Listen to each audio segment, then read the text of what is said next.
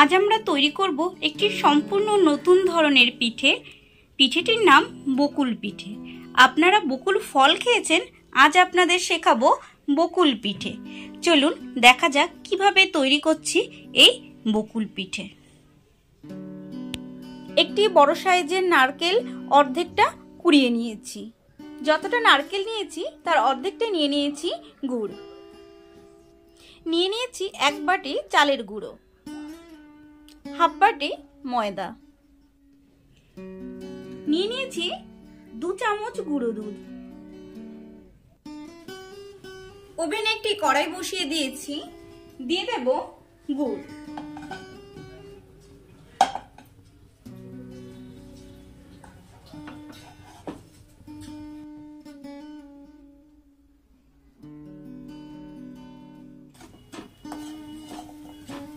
গুড়গুলোকে একটু খুন্তির সাহায্যে ভেঙে দেব।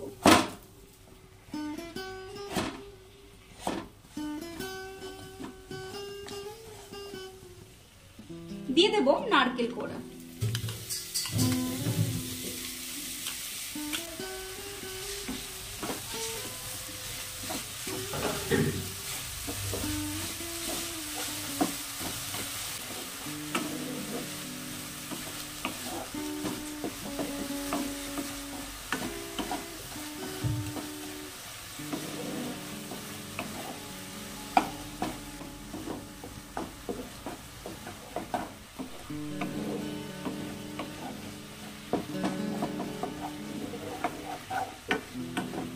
আপনারা এখানে গুড়ের বদলে চিনির ব্যবহারও করতে পারেন, কিন্তু গুড় দিলে একটু বেশি ভালো লাগে খেতে।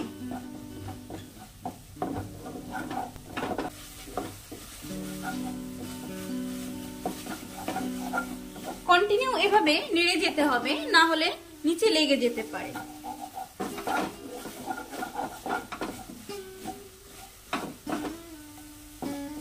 একটু আঠা আঠা ভাব হয়ে এসেছে, এবার আমরা এটাকে নামিয়ে নেব।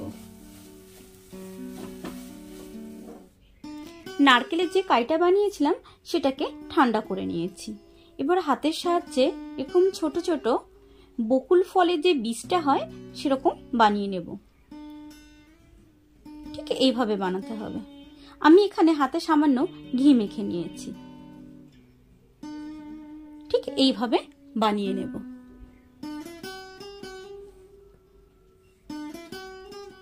এটা কিন্তু বেশি ঠান্ডা করা যাবে না, বেশি ঠান্ডা করলে পুরটা শক্ত হয়ে যেতে পারে।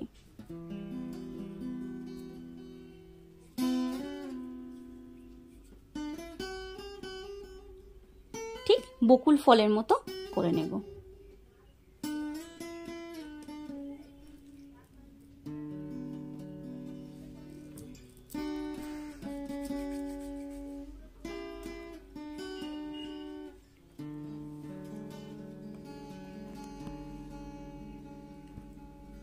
এটা যে নিখুঁত বানাতে হবে তেমন কোনো কথা নেই, জাস্ট এইভাবে বানালেই হবে।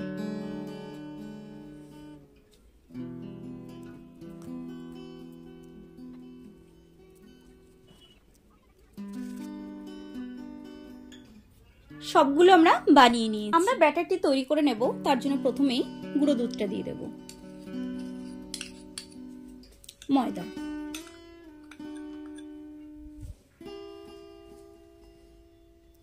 চালের গুঁড়ো,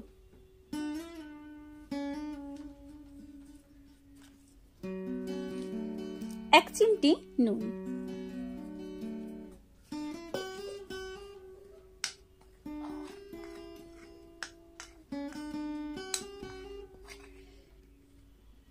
দিয়ে দেব উষ্ণ গরম জল।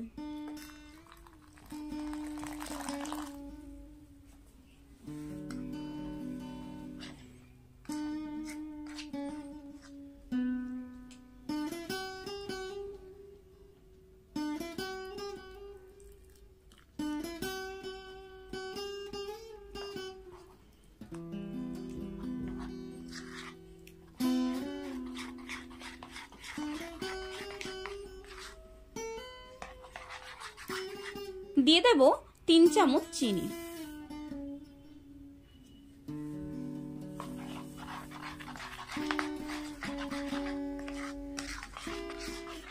চিনিগুলো ভালো করে মিশিয়ে নেব।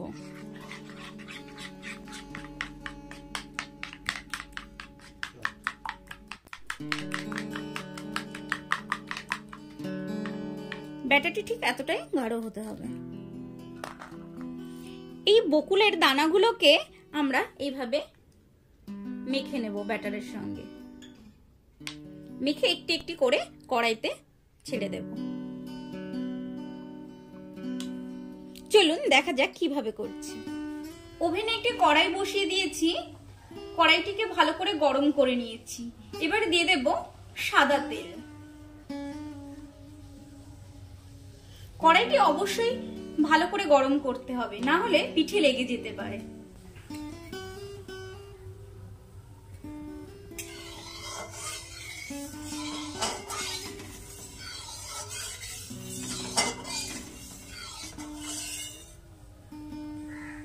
তেলটা খুব ভালো গরম করে গ্যাসের ফ্লেমটা লো করে দিতে হবে।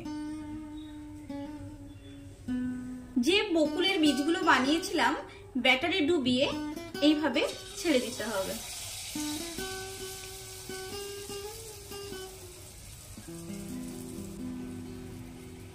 খেয়াল রাখতে হবে ব্যাটারটি যেন খুব বেশি পাতলা না হয়ে যায়।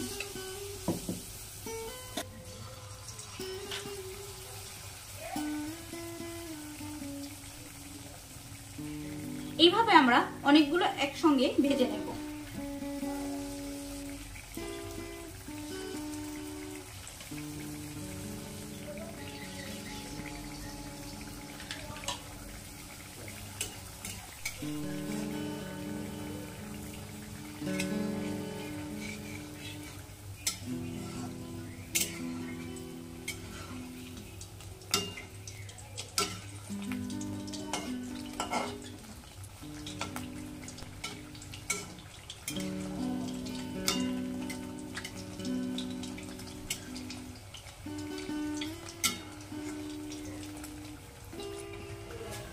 এইভাবে আমরা হালকা লাল করে ভেজে তুলব। এগুলো হয়ে গেছে, এগুলো আমরা তুলে নেব। এইভাবে আমরা বাকি সবগুলো ভেজে নেব।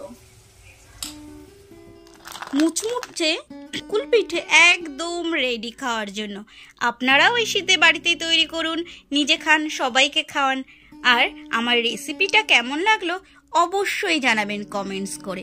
ভালো লাগলে লাইক করতে ভুলবেন না। এরকম রেসিপি দেখতে হলে চ্যানেলটিকে অবশ্যই সাবস্ক্রাইব করবেন। Thank you.